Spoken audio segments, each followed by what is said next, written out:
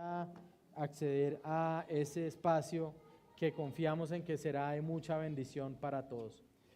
Así que bueno, hermanos, hoy también es un día especial. Ya hay 3 de nuestros hermanos en La Guajira, esperando a que los que faltamos lleguen. Will creo que ya debe estar aterrizando, Will Carmona. Y el pastor Edgar junto con su hijo y yo viajaremos ahora en la tarde, a las 3 de la tarde, así que tal vez por eso me va a ver un poco atareado o corriendo al final, porque tengo que básicamente recoger maleta y salir para el aeropuerto. Así que bueno, hermanos, que el Señor nos ayude. Hoy es el día del Señor, hoy es el día en que nosotros venimos a buscarlo, a honrarlo, a anhelar conocerlo por medio de su palabra y a estar juntos como iglesia. Amén. Quiero que vayamos al Salmo 135.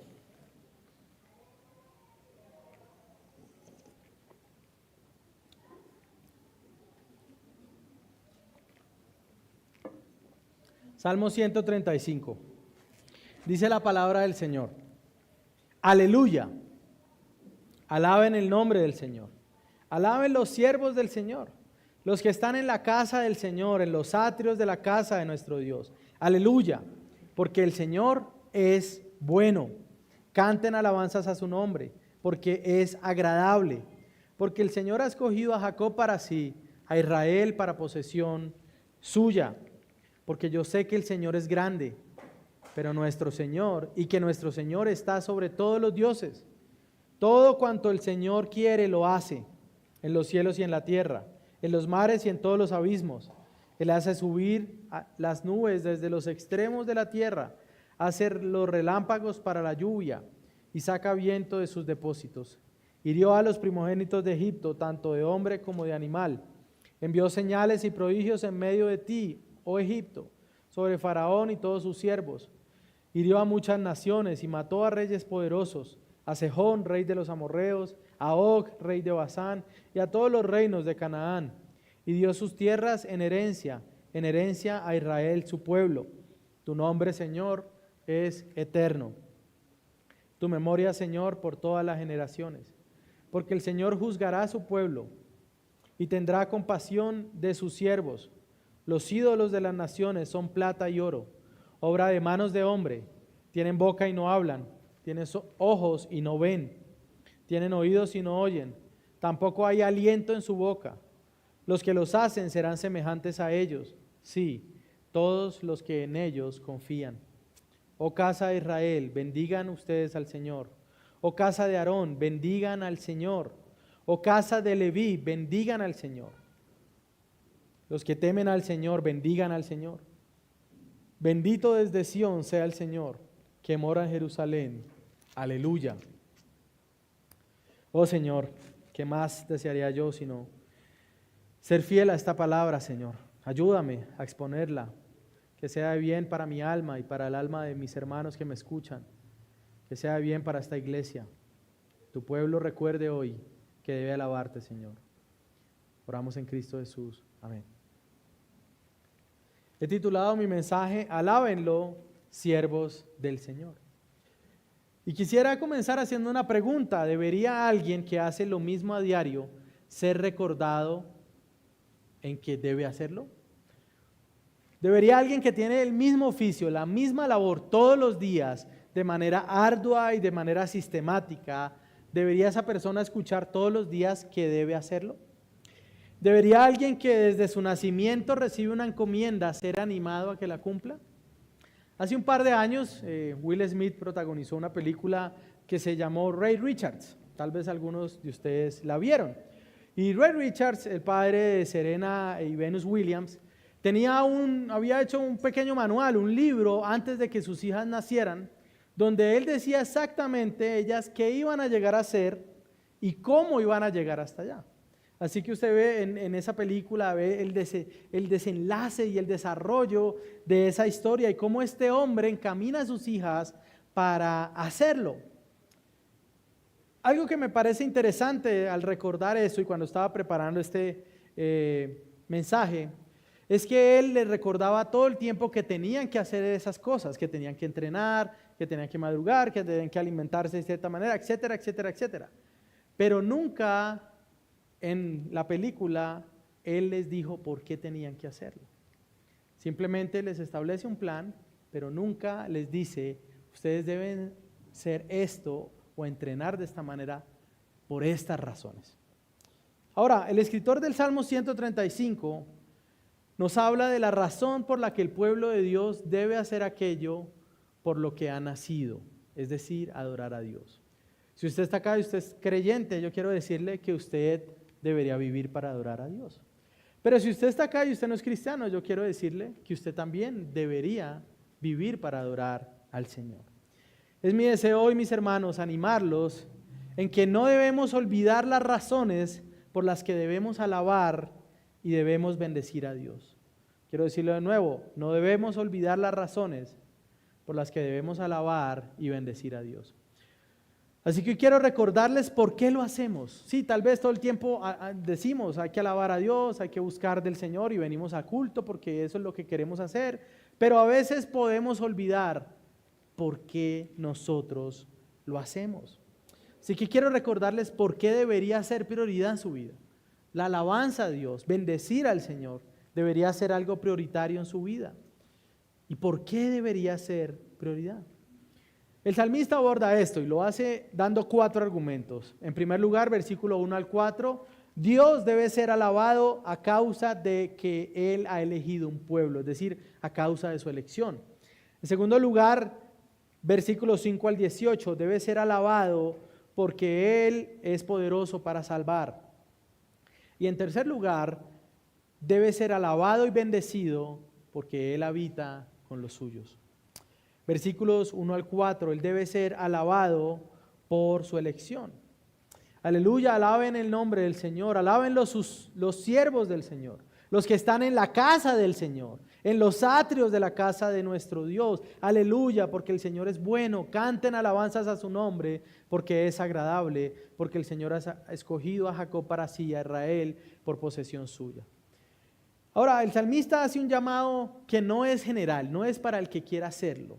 Este es un llamado y un recordatorio para los que ya alaban a Dios. Él le está recordando esto, o le está hablando a los que sirven en el templo, a los que sirven en los atrios del Señor, los que son llamados a alabar al Señor como sus siervos, como los que están en su casa. Y él da 3 razones en esta primera parte: porque el Señor es bueno, porque es agradable, es decir, es placentero y deleitoso alabar a Dios. Tal vez eso a veces no lo tenemos en mente. Tal vez venimos a alabar a Dios en una actitud tal vez de resignación. Bueno, hoy tocó, es el día del Señor, si no vengo a la iglesia mi conciencia me va a acusar, o algún hermano me va a preguntar y no puedo decirle que me quedé dormido y que no quería ir, ¿no? Pero hermanos, el asunto es que alabar a Dios para los que conocemos al Señor es algo deleitoso. Es algo que es bueno. Yo recuerdo cuando era muchacho y mi familia era una familia católico-romana practicante, íbamos en diciembre a las novenas navideñas, ¿no?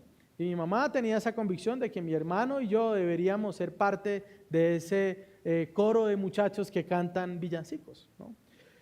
Y recuerdo que aunque íbamos y asistíamos, aunque no teníamos la voz y a lo largo del tiempo tampoco llegó la voz, lo hacíamos porque mi mamá nos decía, pero al final, cuando quedábamos ya para la instrucción, para la charla, generalmente caíamos rendidos de sueño, porque para nosotros no era deleitoso. Hermanos, alabar al Señor es deleitoso para los suyos. La tercera razón es porque el Señor ha escogido a Jacob para sí. Es decir, Él tiene un pueblo. Cuando habla de Jacob se habla del pueblo de Israel. Él tiene un pueblo que es suyo, Él tiene un pueblo que es su posesión y que está llamado a alabarlo. Ahora, estas 3 razones no deberían verse por aparte. Es decir, el hecho de que Él sea bueno, el hecho de que sea deleitoso alabarlo y el hecho de que Él haya escogido un pueblo no son cosas separadas. Esto hace parte de un todo y nos debe llevar a pensar en las razones que tenemos para esa alabanza. Así que hermanos, alabamos a Dios por quién es Dios. Lo honramos y bendecimos su nombre por lo que Él es, por lo que conocemos de Él. Y porque aún siendo quien es Él, Dios es santo, Dios es justo, Dios es fiel, Dios es misericordioso, Dios es eterno, Dios es omnipotente, Dios es omnipresente, Dios es omnisciente, Dios es misericordioso, Dios es lleno de gracia, Dios es amor. Y aún a pesar de ser todas esas cosas y muchos atributos más, Él ha escogido a un pueblo para Él. Ahora, ¿qué pensaríamos si alguien que lo tiene todo deseara algo con profundo deseo? Si alguien que tiene todo el dinero que pueda haber en esta tierra diga, no, yo estoy obsesionado con tener esto. Si no necesita nada. Dios no necesitaba nada y aún así decidió escoger para Él un pueblo. Y tal vez usted diría, bueno, debe ser un pueblo maravilloso. Si Él, que es santo y el creador del universo, escoge un pueblo, es porque ese pueblo es lo mejor. Y tal vez en algunos púlpitos, en algunas iglesias se diga eso. Mano, tú vales tanto porque es que Dios te escogió. Imagínate, qué valioso eres tú. Mírate al espejo y di, soy valioso porque el Señor me escogió.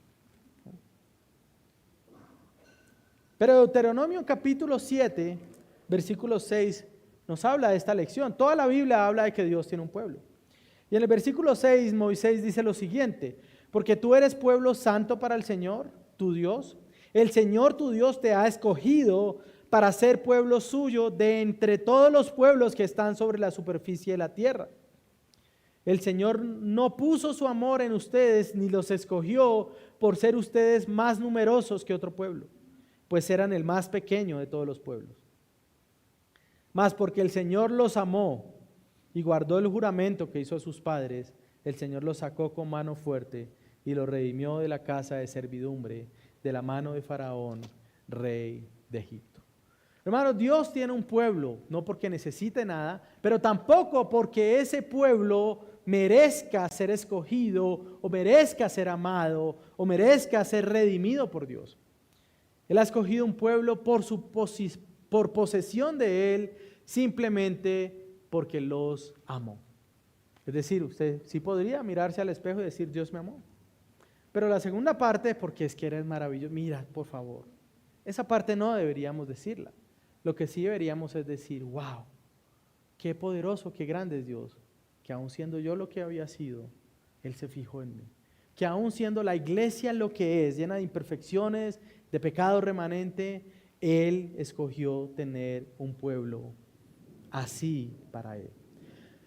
Hermanos, y esa causa de que ese amor que Él tuvo por nosotros, esa causa de su amor, que Él lo rescató al pueblo de Israel de la esclavitud egipcia, uno de los grandes momentos en el Antiguo Testamento donde Dios muestra su poder y su salvación es en la salida de Israel de Egipto. Es uno de los actos redentivos de Dios que despliegan o que muestran la grandeza y la misericordia de Dios.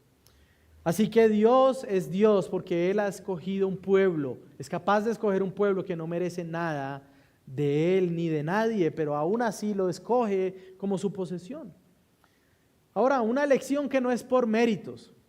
Nadie podía ser elegido. No es un tema de meritocracia, no es un tema de llenar ciertos requisitos, no es un tema de pasar ciertos exámenes. Dios nos ha escogido simplemente por su amor. Ahora se muestra que la elección de Dios no habla entonces del gran valor de su pueblo, pero sí habla del gran valor de alguien, y es que habla del gran valor de Dios y del gran valor del amor de Dios, que es incondicional. Hermano, los hombres necesitamos condiciones para amar. Aún los que estamos casados y teniendo un pacto en que debemos amar de manera incondicional, generalmente somos condicionales. ¿O cómo responde usted cuando atraviesa una semana difícil con su esposa? ¿Sigue teniendo esa alegría en servirle, en amarle, en lavar los platos, en buscar qué hacer? No, generalmente menguamos. ¿Por qué? Porque somos condicionales, pero el amor de Dios no pudo ser despertado por nada, pero tampoco puede ser mantenido por nada. Es un amor que es incondicional. Hermano, la elección de un pueblo por parte de Dios debería llevar a ese pueblo a alabarlo. No solo con cánticos como acabamos de hacer, sino con vidas rendidas a Dios, que muestren respeto y amor por esa persona maravillosa, por ese ser eterno y glorioso que es Él. Hermanos, si nosotros pertenecemos a Dios, si entendemos que fuimos escogidos por Él, y si usted entiende que fue escogido no por mérito, sino por puro amor, ¿no deberíamos entonces vivir para Él? ¿No deberíamos entonces desear servirle y alabar su nombre y hablar de lo bueno que es Dios con un mundo que no lo conoce? Mi hermano, piensa en una persona que ha comenzado una dieta y que le ha servido, que ha bajado 3, 4, 5, 10 kilos. ¿Qué hace esa persona? ¿Qué comienza a hacer? A hablarle a todos acerca de eso. Miren, esto es maravilloso. Esto cambió mi vida. Ya no me canso tanto cuando camino. Ya me veo hasta mejor. Ya la ropa queda un poco más grande. Esto es glorioso. Pero hermanos, los cristianos a veces no actuamos de la misma manera, entendiendo que conocemos al Dios creador de todo y que a pesar de ser glorioso y maravilloso, nos amó. ¿Cómo deberíamos vivir si realmente creyéramos que Él nos escogió? Hermanos, no debemos olvidar las razones por las que debemos alabar y bendecir a Dios. La elección es uno de los argumentos más poderosos para adorar con amor. Escogido para sí. ¿Quién puede estar lo suficientemente agradecido por ser afectado por este privilegio? ¿Cómo podríamos agradecer suficiente por esto? Thomas Manton, un puritano inglés del siglo XVII, decía lo siguiente: oh, bendito sea Dios que me ha escogido para entrar en el número de su pueblo especial. Muchos no tienen conocimiento de Dios y otros viven en la iglesia, pero son carnales. Y que yo sea uno de su pueblo peculiar, un miembro del cuerpo místico de Cristo. ¡Oh, qué privilegio tan grande! ¿Y qué fue lo que lo llevó a hacer esto? Nada, excepto la gracia gratuita. Por tanto, alabado sea el Señor. Cierro mi cita. Pero el salmista continúa y brinda una razón más para alabar, pero también habla y contrapone lo vano que es alabar a lo que no puede dar vida, en contraste con alabar a aquel que da vida a los muertos. Versículo 5 al versículo 18. Él debe ser alabado por su poder para salvar. Porque yo sé que el Señor es grande, dice el salmista, y que nuestro Dios está sobre los dioses.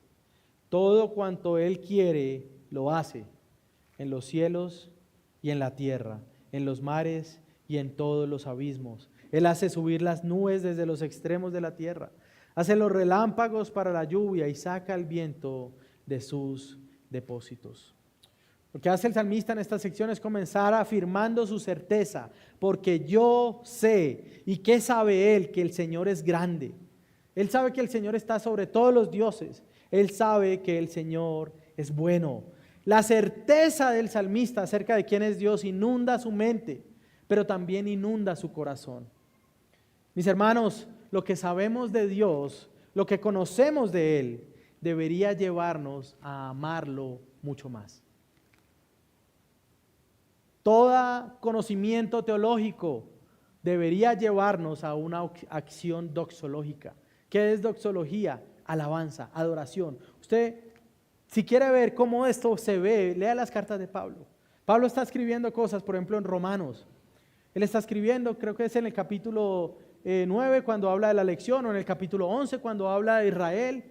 Y él está hablando del Señor, está hablando cosas teológicas muy profundas, y de un momento a otro, como que Pablo moviera la pluma para otro lado y dice: oh, bendito sea el Dios, insondable sabiduría de Cristo, ¿quién puede comprender tus caminos, Señor? Y luego vuelve otra vez a escribir su carta. Mis hermanos, nuestro corazón debería responder a la teología que tenemos con doxología, con adoración, con amor al Señor. Yo quiero preguntar, ¿lo que usted sabe de Dios lo está llevando a amarlo más? ¿Lo que usted conoce de Él lo está llevando a tener una vida más rendida a su Señor?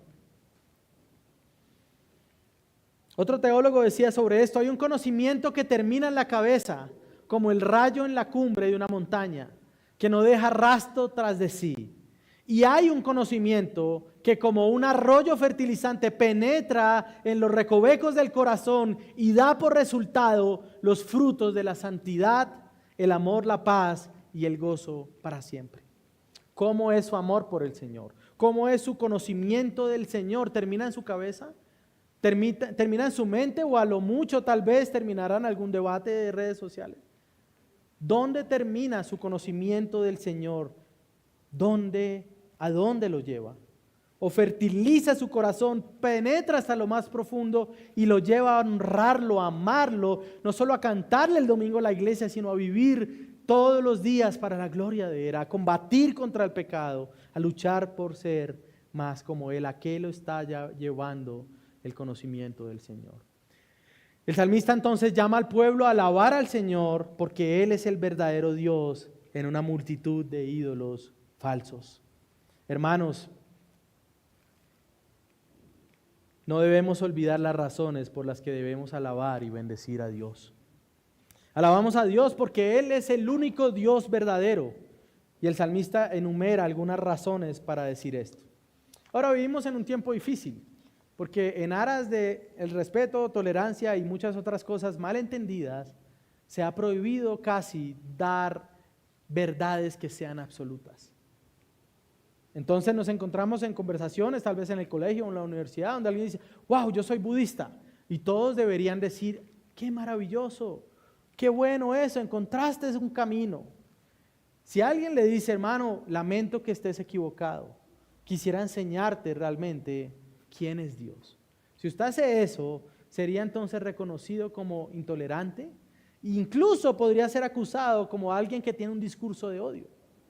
Pero lo que dice el salmista no es, wow, Dios es uno de los dioses, Baal es un poco bueno, Moloch también, Acera, pero Dios está ahí. No.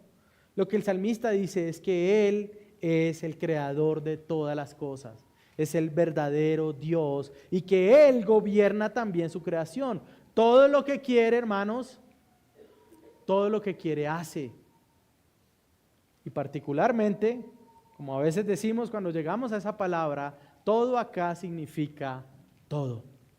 Es decir, que cuando Dios quiere extendernos su misericordia envuelta en dulzura, Él lo va a hacer. Pero cuando Él quiera extendernos misericordia envolviéndola con aflicción o con dolor, Él también puede hacerlo. Hermanos, hay lecciones que solo vamos a aprender a través de momentos de aflicción. Y en medio de eso debemos reconocer que Él hace lo que quiere. El asunto es que no estamos sujetos a un Dios malo. Si estuviéramos hablando de un Dios malo y dijéramos, Dios hace lo que quiere, usted debería tener terror. Pero el tema es que estamos hablando de un Dios que es bueno, de un Dios que es deleitoso en su ser y en todo lo que hace. Es decir, que cuando Dios hace lo que quiere y lo que quiere no es lo que nosotros queremos, es porque es para nuestro bien. Y gloria a Dios por eso. Otra razón que Él da para decir que Dios es el verdadero Dios es porque los libró de Egipto y los introdujo a la tierra prometida con grandes obras, juzgando a los dioses falsos. Dios sacó al pueblo de Israel no diciendo, bueno, Ra tal vez no es tan malo, Isis, Horus, no son tan malos. No, Dios lo que hizo fue sacarlos juzgando a esos dioses falsos y juzgando a aquellos que creían en esos dioses falsos. Él actuó con justicia contra Egipto y al mismo tiempo con amor a favor de su pueblo. La justicia y el amor de Dios no se contraponen. Es más, generalmente obran en una manera entrelazada y maravillosa. En tercer lugar, Jehová mostró ser el Dios verdadero porque los introdujo a la tierra prometida. Es decir, no solo Dios mostró que es el verdadero Dios, haciendo o mostrando lo necio que era adorar a los dioses falsos, sino que también los introduce en la tierra prometida. Y eso implicó vencer, derrotar y asesinar a reyes perversos. A Og, ¿no? Dice en el verso 11, hirió a muchas naciones, mató a reyes poderosos, a Sejón, rey de los amorreos, a Og, rey de Basán, y a todos los reinos de Canaán.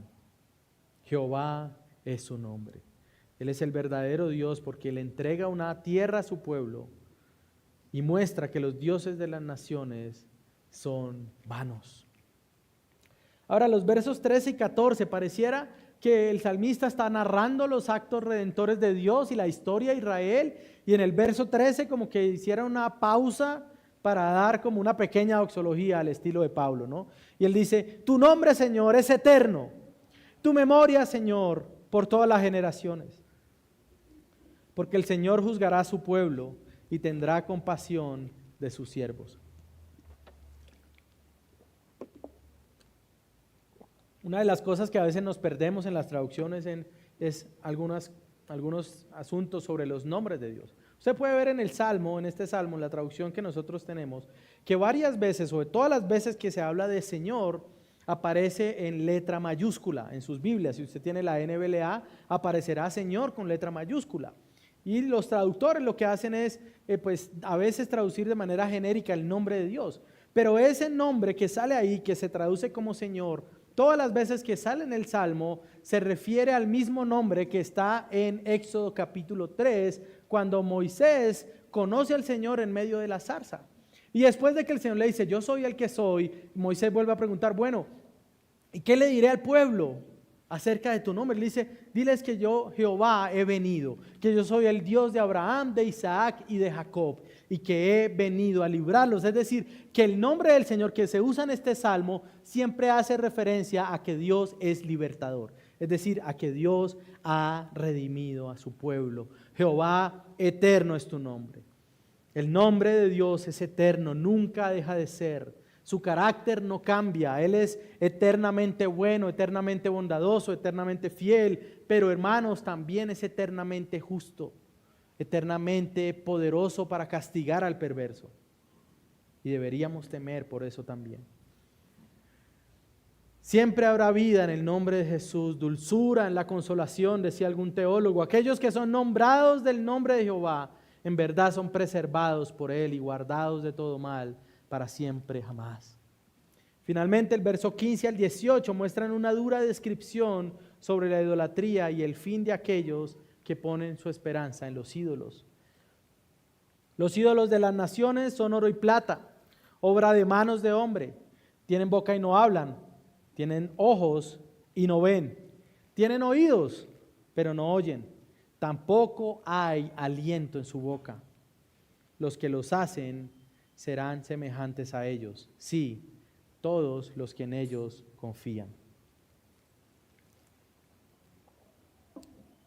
Hermanos, no debemos olvidar las razones por las que debemos alabar y bendecir a Dios. Lo adoramos porque Él no es como los ídolos falsos en los que este mundo confía. Ahora, si usted se detiene en la descripción que hace de los ídolos de este mundo, lo primero que usted puede darse cuenta es que los ídolos de este mundo parecen valiosos. Él dice, son hechos de oro y de plata, ¿no?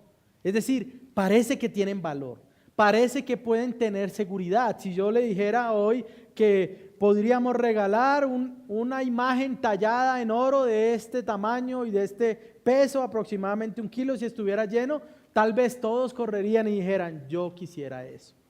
Porque el oro da esa sensación de tener seguridad, de tener estabilidad, igual que la plata. Pero al final, aunque estos dioses parecen ser valiosos, son vanos y de poco valor, porque al final no dejan de ser obras de los hombres. Los ídolos, mis hermanos, no solo son imágenes o figuras ante las que ustedes pueden postrarse, ante las que las personas confían y tienen esperanza, como en el paganismo. Los ídolos no es solamente lo que hay en las iglesias católico-romanas generalmente. Es todo aquello que nosotros construimos. Son cosas que a veces hacemos con nuestras propias manos, pero que buscan darnos eso que solo Dios puede darnos. Eso es vida, gozo y seguridad. Es decir, los ídolos parecen que valen, parecen que son útiles, parecen que tienen valor, pero al final son hechos por hombres y son vanos y no pueden hacer nada de lo que Dios puede hacer. Ahora mi pregunta es si usted ha construido con sus manos ídolos que le estén brindando seguridad. No le voy a pedir que responda, pero sí le voy a pedir que piense en eso. ¿Ha usted construido con sus manos algún ídolo que le brinde seguridad? Tal vez su trabajo, tal vez su educación, tal vez su nivel académico. Jóvenes, tal vez estar en un buen colegio. Pero es que yo soy de tal colegio. Este colegio siempre es el mejor. El equipo de fútbol, invencible. Y yo soy de ahí. ¿Qué nos puede estar dando confianza?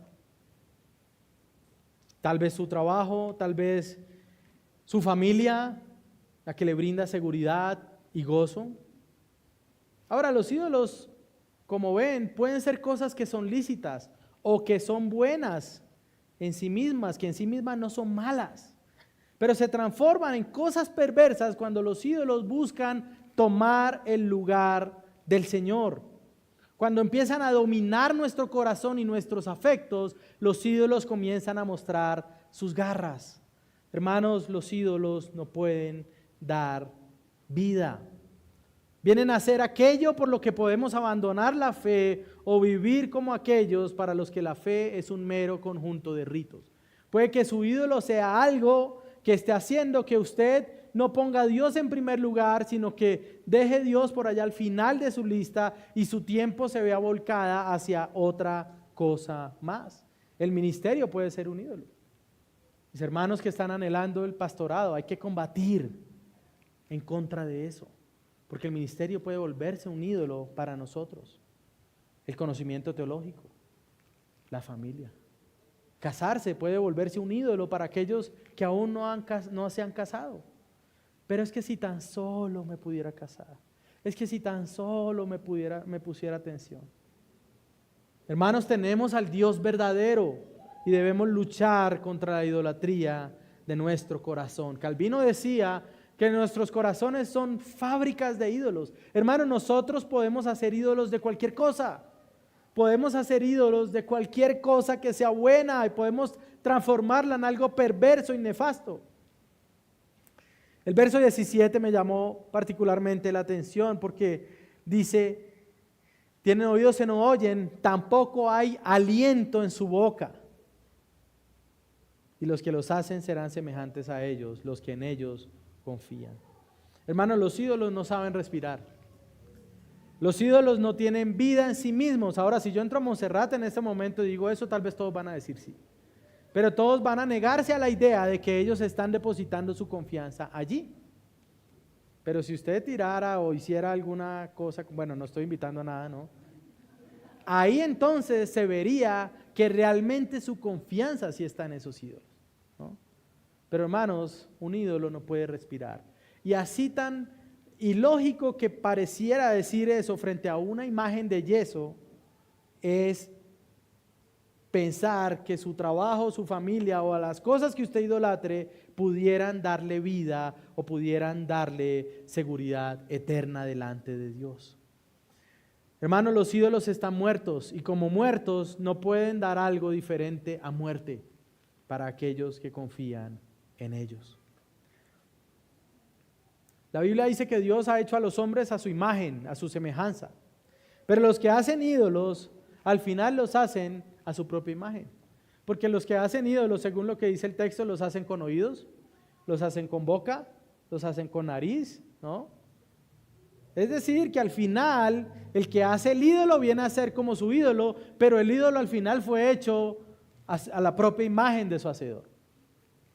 Y cuando vemos los dioses paganos, cuando pensamos en la mitología griega, en todas estas cosas, vemos que esos dioses son como los hombres, sujetos a las mismas pasiones, sujetos a los mismos deseos lujuriosos, ¿no? Porque son hechos por hombres. Hermanos, no debemos olvidar las razones para alabar a Dios. Y debemos adorarlo y alabarlo a causa de que Él nos ha escogido, a causa de su poder para salvar y de que Él es el verdadero Dios, pero también, en tercer lugar, a causa de que Él habita en medio nuestro. Verso 19, oh casa de Israel, bendigan ustedes al Señor. Oh casa de Aarón, bendigan al Señor. Oh casa de Leví, bendigan al Señor. Los que temen al Señor, bendigan al Señor. Benditos desde Sión sea el Señor que mora en Jerusalén. Aleluya. La conclusión del Salmo está alineada a su introducción. Los que sirven en el templo son llamados a alabar. Y ahora son llamados también a bendecir al Señor, es decir, a hablar bien de su Dios, a compartir, a hablar, a expresar la grandeza de su Dios. Y se le describe como este Dios que habita en Jerusalén, en el lugar de su templo. Ahora, es interesante, mis hermanos, porque todos los salmos son canciones para que el pueblo alabe a Dios. Todos los salmos, si usted está acá por primera vez, si usted no está familiarizado con su Biblia, todos los salmos son canciones que el pueblo de Israel cantaba en diferentes circunstancias para alabar a Dios. Pero ese pueblo que cantaba al mismo tiempo era liderado por unos sacerdotes, la casa de Aarón, la casa de Leví, todo lo que se describe en esta última parte. Y estos sacerdotes lo que hacían era guiar al pueblo, no solo ofrecer los sacrificios en el templo, sino que en las fiestas los guiaban para alabar y levantar sus voces exaltando al Señor. Pero este salmo es dirigido a recordar a aquellos que dirigen al pueblo en oración, porque ellos también tienen que adorar a Dios. Es decir, hay un llamado general: Israel, alaben a Dios, pero también dicen hijos de Aarón, hijos de Leví, ustedes deben alabar a Dios. Hermanos, aquellos que dirigimos al pueblo para adorar a Dios, también podemos olvidar por qué lo adoramos. Aquellos que dirigen al pueblo a conocer a Dios, podemos olvidar por qué tenemos que conocerlo nosotros. Podemos centrarnos más en lo que hacemos que en aquel por el cual hacemos lo que hacemos. Podemos involucrarnos y vamos a entrar un mes de mucha actividad en nuestra iglesia. Nosotros no nos consideramos una iglesia activista, pero este mes precisamente creo que es el mes con más actividades de los últimos 5 años, todas pegadas. Nos tocó providencias y vamos a hacerlo.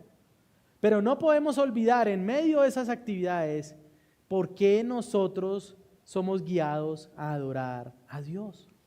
¿Por qué nosotros debemos hacerlo? Y los que lideran el pueblo, los que guían el pueblo deben recordar por qué ellos alaban a Dios. Y ahora Dios no solo debe ser alabado, sino también bendecido. El pueblo de Dios debe reconocer, bendecir a alguien significa reconocer, exaltar y anunciar las bondades de esa persona. Así que cuando bendecimos a Dios, estamos exaltando las bondades de Dios. Si usted quiere bendecir a su esposa, hable de las bondades que ella tiene. Amor. Bueno, no les voy a dar ideas para que cuando ustedes lo hagan suenen originales, ¿no? Tenemos que hacerlo. Bendecir a alguien es hablar bien de esa persona. Cuando bendecimos al Señor es exaltarlo. Señor, te adoramos porque tú eres glorioso. Te adoramos porque tú libraste a tu pueblo, porque tú nos libraste a nosotros del pecado y de la muerte. El salmista termina, este es el punto más alto de su pensamiento. Se debe bendecir a Dios porque Él está en medio de los suyos. Lo que él dice es: bendigan desde Sión, bendito desde Sión sea el Señor que mora en Jerusalén. Aleluya. Bendito sea el Dios que habita con su pueblo. Aleluya. Bendito sea Él que habita en el templo con los suyos. El salmista llama a la alabanza a aquellos que Dios ha escogido como sacerdotes. Ahora, el Antiguo Testamento habla de una raza especial dentro del pueblo, como una especie de personas privilegiadas que son los sacerdotes, escogidos para servir a Dios. No había otra opción. Si usted era de la tribu de Leví, usted tenía que ser sacerdote, sin importar que fuera sacerdote portero o sacerdote de los sacrificios, o si fuera un sacerdote descendiente de Aarón, entonces usted podía ser sumo sacerdote. Pero hermanos, en el Evangelio se nos muestra que en verdad todos los que pertenecen a Dios deben ser vistos como siervos y sacerdotes. Eso es lo que habla Pedro cuando dice, y refiriéndose a la iglesia, afirma que somos linaje escogido, que somos real sacerdocio, una nación santa, un pueblo adquirido por Dios para posesión de Él, a fin de que anunciemos las virtudes de aquel que nos llamó de las tinieblas a su luz admirable. Él nos sacó de las tinieblas de la idolatría de este mundo.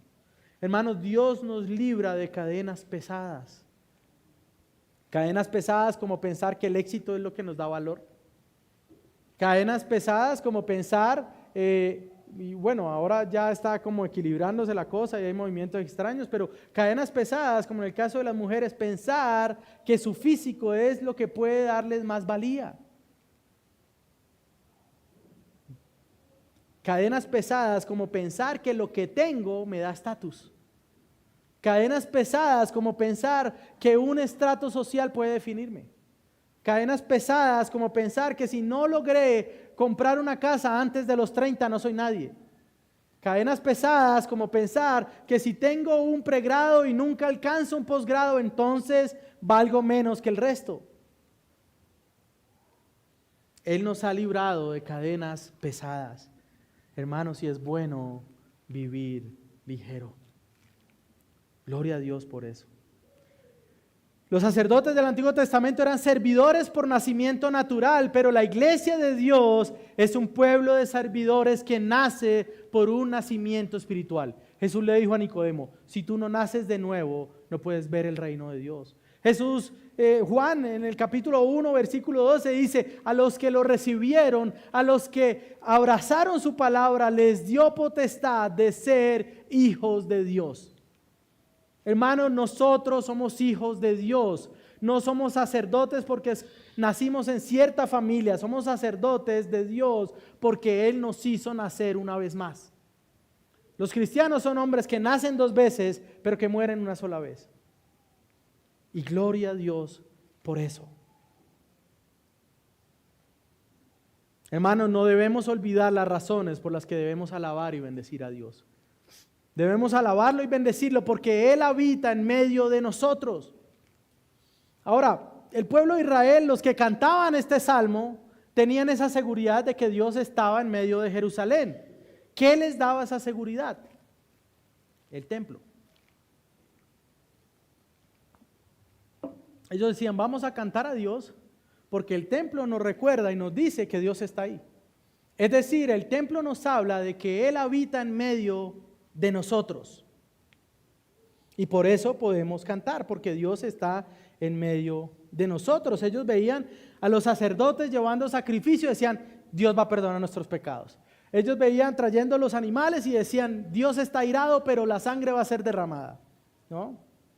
Era señal de que Dios estaba en medio de ellos. Pero el templo en sí mismo también era una señal de algo mayor. Si Dios habita en medio de los suyos, al mismo tiempo debemos recordar que ningún templo hecho por manos de hombres puede mostrar eso con plenitud. Era necesario entonces que Dios bajara. Era necesario entonces que Dios mismo viniera y caminara en medio de nosotros para recordarnos y para mostrarnos que Él está en medio de los hombres.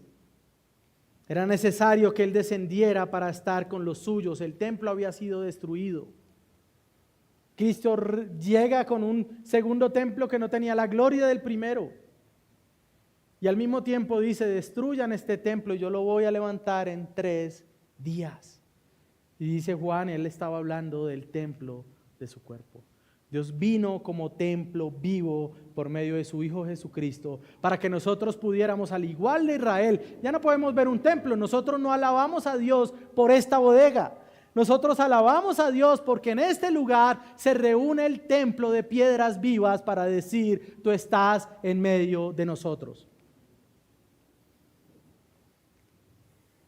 Era necesario que Él viniera a estar con los suyos. En el cumplimiento del tiempo, Cristo vino enviado por el Señor en semejanza de carne, en debilidad, para mostrar la manera como Dios había adquirido a su pueblo. Él vino para mostrar por qué nosotros fuimos hechos hijos. Ir a la cruz, derramar su sangre para que nosotros pudiéramos hoy decirle, Abba, Padre. Pero también vino para mostrarnos que Él sigue en medio de los que ha escogido y rescatado. Y tal vez usted diga, bueno, pero yo no he visto a Jesús en la reunión de la iglesia. ¿O será que, con razón todos tienen barba, será que alguno es Él? ¿No? Hermano, Jesús está en medio de nosotros. Cuando Él partió, antes de ir a la cruz, Él le dijo a sus discípulos, es necesario que yo me vaya. Porque si yo me voy, va a venir el Consolador, va a venir el Espíritu Santo, no solo a habitar en medio de ustedes, sino dentro de ustedes. Hermanos, la reunión de la iglesia es la reunión de aquellos que somos templo del Espíritu del Señor. Somos piedras vivas porque en cada uno de nosotros habita Él por medio de su Espíritu Santo. Hermanos, no debemos olvidar las razones por las que debemos alabar y bendecir a Dios. Cristo es la razón a la que apuntan todas las razones para adorar a Dios. Cristo es aquel que asegura nuestra elección. Cristo es quien muestra que Dios ha amado a un pueblo. Cristo es el que muestra que Dios ha rescatado a un pueblo que no tenía méritos o hermosura propia, pero que era un pueblo deseable a sus ojos. Es por eso que Dios es Dios. Él puede elegir y amar a los que no podemos devolverle nada. Hermano, usted no tiene nada que devolverle a Dios. No puede hacerlo, sin importar si usted es generoso en varias áreas de su vida, aun cuando lo sea y que debe serlo. Eso no quiere decir que usted le esté devolviendo o añadiendo grandeza al Señor. Simplemente que usted hace lo que usted sabe que debe hacer y que debe mostrar agradecimiento a Él. Él puede elegir y amar a los que no podemos darle nada, porque puede dar el más grande rescate por los que no pueden rescatarse a sí mismos. Y porque puede habitar en medio de hombres débiles, de manera que puede guardarlos de perseverar, guardarlos para perseverar y vivir para adorarlo y para bendecirle. Hermanos, si nosotros no tuviéramos la certeza de que Dios está en medio nuestro, ninguno de nosotros podría pensar que va a llegar al final de la carrera. Si Cristo no estuviera en medio de su pueblo, si no estuviera caminando como habla Juan en Apocalipsis capítulo 1, en medio de los candeleros que son las iglesias, si Cristo no estuviera caminando como el resucitado en medio de nosotros, no tendríamos esperanza de perseverar aún a pesar de nuestro pecado. Es Cristo por quien todas las cosas son creadas y sustentadas. Colosenses capítulo 1 habla de esto. Es Cristo a quien se le ha dado un nombre sobre todo nombre, por encima de los ídolos del mundo. Filipenses capítulo 2. Es Cristo quien derrota un imperio más terrible que Egipto, Babilonia, Persia o Grecia o Roma, el imperio del pecado y de la muerte.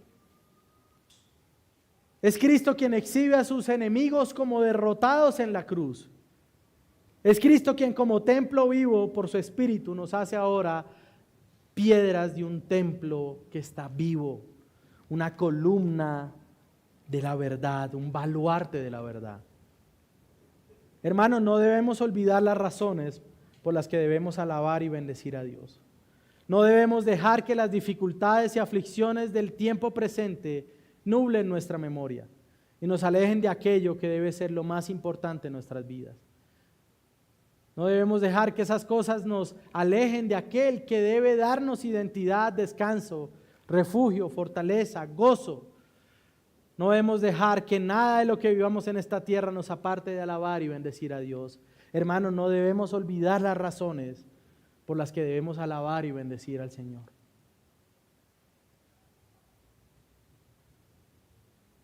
Hermanos, aún los que dedican su vida para el servicio de Dios, deben recordar quién es el Dios al que adoran.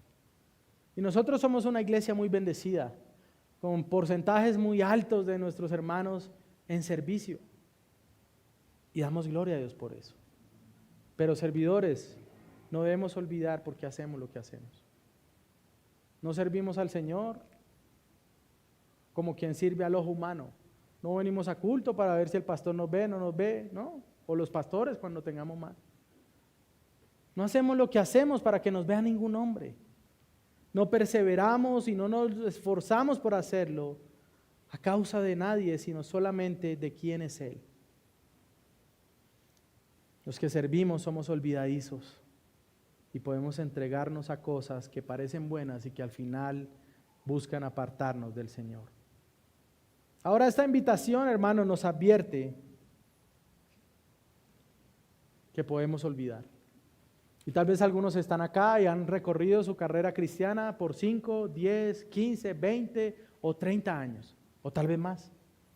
Y tal vez a lo largo del camino su corazón se ha empezado a enfriar y comienzan a ser parte de algo religioso simplemente porque ya están acostumbrados a hacerlo. Pero hermanos, no podemos olvidar las razones que tenemos para alabar a Dios. Y si usted ha caminado en el Señor por tiempo largo, usted sabe que lo que estoy diciendo es verdad. Usted sabe que a veces venimos con nuestro corazón frío o quebrado o roto o entristecido. Y que decimos tal vez, ¿será esta la última vez que yo me congregue? ¿Será esta la última vez que tal vez yo venga a esta iglesia y después tal vez voy a buscar una mejor y al final me quedo buscando eternamente y nunca llego a ningún lugar? ¿Será esta la última vez donde yo escuche un sermón? ¿Será esta la última vez donde yo vea a este hermano, donde yo pueda disfrutar de la comunión? Porque siento como que mi corazón a veces se enfriara o como que quisiera correr. Mis hermanos, somos olvidadizos. Los servidores, el pueblo, todos somos olvidadizos. Pero no podemos olvidar las razones por las que lo alabamos. Él es el Dios que nos escoge. Él es el Dios que nos ha amado con un amor eterno. Él es el que nos redimió. Pero también es el que prometió estar con nosotros hasta el fin del mundo. Juan capítulo 16, antes de pasar al aposento, a la oración del aposento alto, el Señor Jesús dice, en el mundo tendréis aflicción. Hermano, eso no es una posibilidad, eso es una promesa. Recíbala, abrácela. En el mundo habrá aflicción. Pero junto con la promesa va una promesa mayor. Pero no teman, porque yo estaré con ustedes. Mateo capítulo 28, cuando el Señor Jesús habla de la gran comisión. Toda potestad me ha sido dada en los cielos y la tierra. Por tanto, vayan y hagan discípulos, bautizándolos en el nombre del Padre, el Hijo y el Espíritu Santo, y enseñándoles que hagan todas las cosas que yo les he enseñado. Y he aquí, yo voy con ustedes, estaré con ustedes hasta el fin del mundo. Mis hermanos, nosotros no hemos sido abandonados en nuestra misión. El Señor no es un general que delega a un grupo de soldados para ir a la guerra y que se queda en una oficina tranquilo. No, Él va con nosotros, Él nos acompaña. Él no nos deja solos cuando estamos empezando momentos importantes de nuestra vida o en nuestro caminar cristiano. Donde sea que estemos, hermanos, no vamos solos. Jóvenes, muchachos, la vida de colegio no es fácil, la vida de la universidad no es fácil. Pero si usted ha escuchado la palabra del Señor y si tal vez Dios le ha dado la bendición de estar en un hogar cristiano, usted tiene refuerzos. Primero, Dios siempre está con usted. Pero segundo, usted también tiene una familia que tal vez no es perfecta y seguro no es perfecta, pero que está ahí para orar por usted, que está ahí para escucharlo, para animarlo, para ayudarle a seguir corriendo. Mis hermanos, tenemos que perseverar en recordar. No podemos olvidar las razones para alabar a Dios. Al final quiero dar algunas aplicaciones para terminar. Si usted está acá y usted se considera alguien que no alaba a Dios, o tal vez alguien que no está interesado en hacerlo. Usted ha escuchado hoy las razones por las cuales nosotros estamos acá, pero también ha escuchado las razones por las cuales los cristianos tenemos vida. Dios es el único Dios y debe ser alabado. Nosotros debemos vivir para Él. Nosotros estamos tratando de vivir para Él y usted también debería vivir para Dios. Ahora, ¿cómo responderá usted a esto? ¿Continuará alabándose a usted mismo y a las cosas de este mundo? Usted tiene que venir al Señor. Usted tiene que venir a Cristo, abrazarlo. Comprar una Biblia si no tiene, o buscar, o que alguien pueda facilitarle una escritura y poder ir a la Biblia a diario y encontrar ahí al misericordioso Salvador del cual yo le he hablado hoy. Venga a Cristo. Quiero también hablar a los que siguen a los ídolos de este mundo. Ustedes solo recibirán la muerte que ellos tienen. No pueden dar vida. Y al final, delante del verdadero Dios, serán juzgados por su idolatría. La buena noticia es que usted ha escuchado hoy el Evangelio y que Dios está dispuesto a darle vida y vida en abundancia. Y quiero decirle también que usted debe arrepentirse por no tener una vida que alabe a Dios y convertirse hoy en parte de los que lo alaban. Pero la iglesia también quiero decirles, hermanos, debemos recordar quién es el Dios al que adoramos, para no olvidar por qué, si somos cristianos, nosotros debemos vivir para Él. Alabarlo no es una parte de nuestra vida, alabar a Dios es nuestra vida misma. toda respiración debería ir encaminada a alabarlo. Debemos evitar olvidar que los ídolos de este mundo, que no pueden darnos vida, nos inunden, y venir a Cristo como aquellos rescatados de la idolatría para venir a adorar al que sí debe ser alabado. Pero también quiero hablar a los padres. Debemos enseñar a alabar a nuestros hijos y no modelar un corazón idólatra. Hay algunos que no solo no modelan un corazón piadoso, sino que modelan un corazón idólatra. Tenemos que tener cuidado. Tenemos que ser temerosos en esto. Tenemos que mostrarle a nuestros hijos para quién vivimos. Y ellos siempre nos están viendo. Siempre. Yo ya lo estoy aprendiendo, ¿no? Y lo que usted hace, ellos lo harán. No podemos modelarles un corazón idólatra a nuestros hijos. Jóvenes, muchachos, niños, el mundo va a mostrarle muchos ídolos falsos y tal vez ya lo está haciendo. La fama de las redes sociales, las estrellas musicales, el dinero.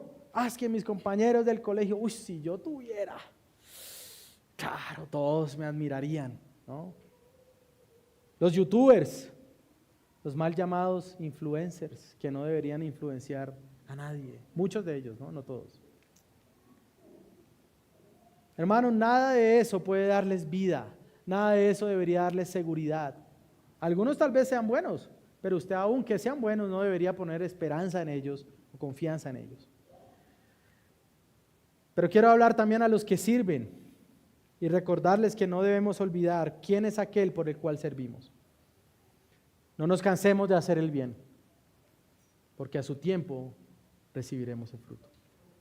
Padre, yo te quiero dar las gracias y te quiero adorar en esta tarde, Señor, porque tú has sido bueno con nosotros, porque eres un Dios fiel, lleno de misericordia, Señor, porque eres santo y eres justo, Señor. Gracias por esta iglesia, gracias por tu pueblo. Ayúdanos, Señor, a perseverar, a alabarte porque eso es lo que hacemos, a adorarte porque eso es lo que hacemos, porque eso es lo que somos, Señor. Ayúdanos a perseverar, Señor. También quiero rogarte, Señor, de manera especial por la vida de Roberto Gamboa, Señor, el padre de nuestra hermana Sandra, Señor. Él está en este momento en exámenes médicos por una caída que acaba de tener, Señor. Y yo te ruego que traigas consuelo a Sandra, a César y a sus familiares, Señor. Que les recuerdes que tú debes ser alabado y que haces lo que quieres, Señor. Y que en medio de esta aflicción, Señor, puedan recordar que hay misericordia y que hay gracia y que hay bondad, Señor. Ayúdalos, Padre, por favor. Gracias por tu pueblo, Señor. Hoy queremos reconocer y decir, Señor, y afirmar que tú eres suficiente para nosotros, que tú bastas, que tú eres bueno, Señor, que te deseamos, que te anhelamos y que queremos alabarte, Señor, todos los días, Dios. Te damos gracias, Señor, esta es tu palabra. Yo te ruego que dé fruto en mi corazón y que dé fruto en el corazón de mis hermanos y que dé fruto de salvación para los que no te conocían al llegar, Señor. Solo tú puedes hacerlo, Padre. En Cristo Jesús. Amén.